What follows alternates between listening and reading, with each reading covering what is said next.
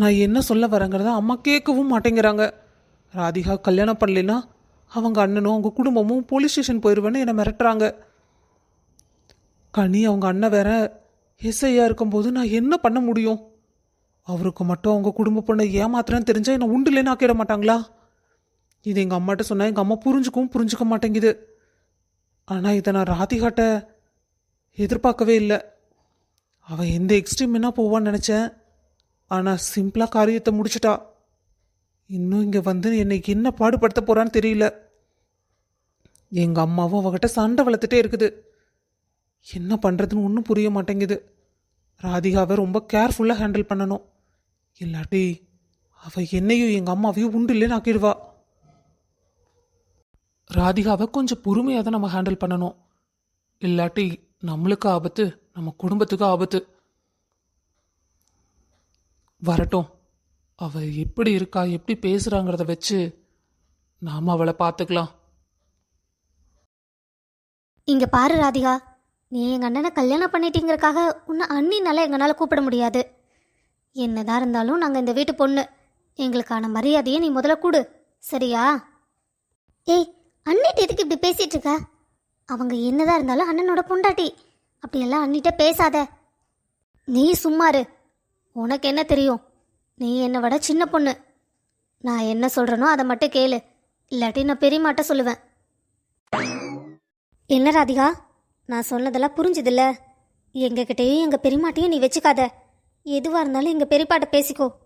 எங்கள் அண்ணங்கிட்ட நெருங்க முயற்சி பண்ண, அவ்வளோதான், உன்னை உண்டிலே நாக்கிடுவோம். எவ்வளோ திமிரு உனக்கு!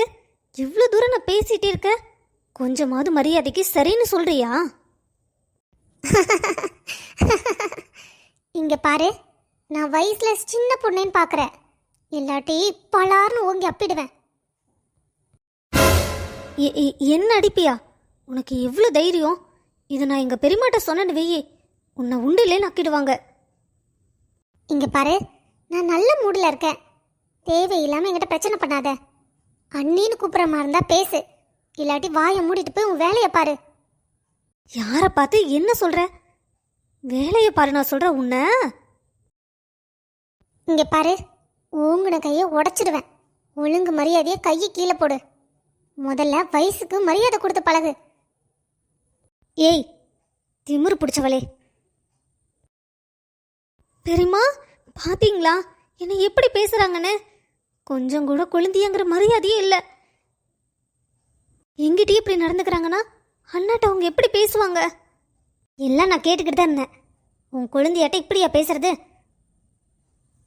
இல்லை பெரியம்மா, அக்கா என்ன சொன்னானா, நீ முதல்ல வாயை மூடு. நீ உன் அக்காவுக்கு சப்போர்ட் பண்ணுறதை விட்டுட்டு வீட்டுக்கு வந்த வேலைக்காரிக்கு சப்போர்ட் பண்ணிட்டு இருக்க. என்னடி திமிர் பிடிச்சவளே, இவ்வளோ தூரம் நான் பேசிகிட்டு இருக்கேன், ஒன்றும் பேசாமல் இருக்க? அத்தை, இன்னைக்கு எனக்கு ஃபர்ஸ்ட் நைட். என் மூட தேவையில்லாமல் ஸ்பாயில் பண்ணாதீங்க. நான் கிளம்புறேன். எனக்காக உங்கள் பையன் காத்துட்ருக்காரு. என்னது? உனக்காக ஏன் பையன் காத்துக்கிட்டு இருக்கானா? அப்படி உன் கனவுல வேணா நினச்சிக்கோ.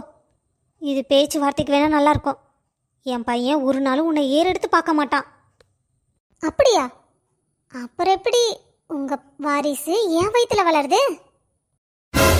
யாரோட பிள்ளையும் வயிற்றுல சுமந்துட்டு வந்து என் பையனை ஏமாற்றி கல்யாணம் பண்ணிட்டியா? அத்தை, வாயை மூடுங்க. இந்த பேச்சு பேசினதுக்கு உங்கள் வாயை உடச்சி நான் கையில் கொடுக்கணும். மாமியாருங்கிற மரியாதைக்கு நான் பேசாமல் இருக்கேன். என்ன தேவையில்லாமல் பேச வைக்காதீங்க.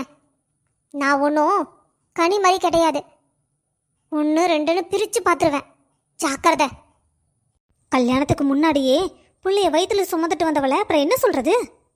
இங்கே பாருங்க, என்னை கையை ஓங்க வைக்காதீங்க. மாமியாருங்கிற மரியாதையை காப்பாற்றிக்க பாருங்க. பிள்ளைய வளர்க்க தெரியல, வந்துட்டோங்க. எனக்கு ஒரு விஷயம் புரியல. எப்படி உங்கள் குடும்பத்தில் நீங்களும் உங்கள் பையனும் பணப்பிசாசாக இருக்கீங்க? காசுக்காக எது வேணா பண்ணுவீங்க போல. அந்த பொண்ணோட வாழ்க்கையை சீரழிக்க நினச்சிங்கல்ல?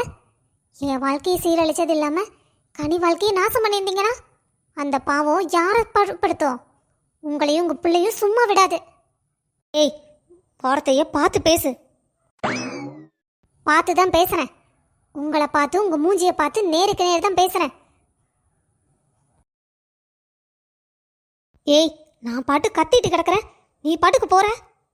பாத்தீங்களா பெரியம்மா, உங்களை கூட கொஞ்சம் கூட மதிக்க மாட்டேங்கிறா. இவளை வீட்டை விட்டு துரத்தியே ஆகணும். இவன் இந்த வீட்டுக்குள்ளே இருந்தானா நம்ம எல்லாத்தையும் உண்டிலேன்னு ஆக்கிடுவா. உங்கள் முன்னாடி இப்படி பேசுகிறானா எங்களையெல்லாம்? ஐயோ பெரியம்மா, எங்களுக்கு நினச்சா ரொம்ப பயமாக இருக்கு. வெண்ணிலா, எனக்கு எவ்வளோ சந்தோஷமா இருக்கு தெரியுமா? நமக்குன்னு ஒரு அழகான குட்டி உலகம் வரப்போகுது. இதை நினைக்கும் போது எவ்வளோ சந்தோஷமா இருக்கு. அட, என்னாச்சு உனக்கு? எதுக்கு இப்ப அழுதுட்டு இருக்கா? என்ன பண்ண சொல்றீங்க? என்ன இந்த சந்தோஷமான சமயத்துல அத்தை மாமா இப்படி இருந்தா தானே எனக்கும் சந்தோஷமா இருக்கும். நீங்க பாட்டுக்கு என்ன தனியா கூட்டிட்டு வந்துட்டீங்க. இப்ப இதுக்கு வாடகை கட்டணும், குடும்ப செலவை பார்க்கணும். அவங்க வயசானவங்க ஏதோ பேசிட்டு போறாங்கன்னு விட வேண்டிதானே. நீங்க ஏங்க இவ்வளோ கோவப்படுறீங்க? மாமாக்கு தெரிஞ்சா அவர் ரொம்ப வருத்தப்படுவாரு. நான் இல்லாம அவர் சரியா சாப்பிடவும் மாட்டாரு. நீ என் குடும்பத்தை பத்தி எவ்வளோ யோசிக்கிற, அதையே எங்க அம்மா புரிஞ்சுக்கவே மாட்டேங்கிறாங்க. நீ இவ்வளோ தூரம் யோசிச்சு பண்ற. எங்க அம்மா எதையும் மனசுல வச்சுக்காம தானே உன்னை அந்த மாதிரி கரிச்சு கொட்டுறாங்க. ஆனா அதையே நீ பெருசாவே எடுத்துக்க மாட்டேங்கிற வெண்ணிலா. சந்தோஷ், எனக்கும் எங்க அம்மா இருந்திருந்தாங்கன்னா இப்படி தானே என்னை திட்டியிருப்பாங்க. அப்ப நான் பெருசா எடுத்திருப்பேனா? சொல்லுங்க பார்க்கலாம். சரிம்மா, அழாத, எல்லாம் சரியாயிடும். அம்மா வெண்ணிலா. மாமா, என்னப்பா, ஏதாவது உடம்புக்கு இது சரியில்லையா? நீங்க ஹாஸ்பிட்டல்ல இருந்ததா பக்கத்துல இருந்த ராமையா சொன்னான். அதான் உடனே என்னாச்சு ஏதாச்சுன்னு தெரியல, பார்த்துட்டு போலான்னு வந்தேன். ஒன்றும் இல்லைப்பா, உங்களுக்கு சந்தோஷமான விஷயம்தான். நம்ம வீட்டுக்கு புதுசா ஒரு விருந்தாளி வர போறாங்க. என்னப்பா சொல்ற? உண்மையாவாமா? சந்தோஷமா இருக்கு. என்ன ஆசீர்வாதம் பண்ணுங்க மாமா. நல்லா இருமா. இந்த மாதிரி சமயத்துல நீ குனிஞ்சு நெஞ்சு எதுவும் பண்ணக்கூடாது. முதல்ல எந்திரி. இந்த சந்தோஷமான விஷயத்த உங்க அம்மாட்ட சொல்லிருக்கலாம்ல. நான் வீட்டுக்கு போனது எல்லாம் கேள்விப்பட்டேன்.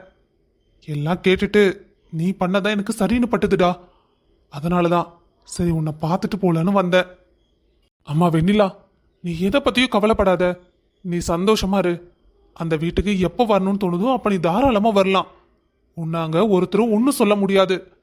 உன்னோட உரிமையை யாரும் பறிக்கவும் முடியாது. தைரியமா இரு. சரிங்க மாமா. மாமா, நீங்க சரியா சாப்பிடணும் டைமுக்கு. நான் இல்லைன்னு அங்க எல்லாத்தையும் ஏமாத்திட்டு இருக்காதீங்க. டேப்லெட்டை கரெக்டா போடுங்க. அம்மா வெண்ணிலா, எனக்கு ஒரு பொண்ணு இல்லைங்கிற குறைய நீ வந்ததுக்கு அப்புறம் தான் தீர்த்து வச்ச. என் பொண்ணு எப்படி என்னை பார்த்துக்குவாளோ அதே மாதிரி சந்தோஷமா கொஞ்சம் கூட முகசுலிக்காம என்னை பார்த்துக்கிட்ட. நீ எப்பவுமே என்னோட பொண்ணுதாம்மா. நீ எதை பத்தியும் கவலைப்படாத. உன் அத்தை என்ன வேணா 1000 வேணாலும் பேசட்டும், அதை பத்தி எனக்கு கவலை இல்லை. மாமா, அப்போ என் மேல உங்களுக்கு கோவம் இல்லையா மாமா? அதெல்லாம் ஒன்றும் இல்லை. உன் மேல நான் எதுக்கு கோவப்பட போறேன்? அது மட்டும் இல்லை, என் பையன் செஞ்ச உருப்படியான விஷயமே இது ஒண்ணுதான். உன்னை கூட்டிட்டு வந்து மகாராணி மாதிரி பாத்துக்கிறானே, அது ஒண்ணு போதாதா? அப்பா, சும்மா சொன்னேன்டா.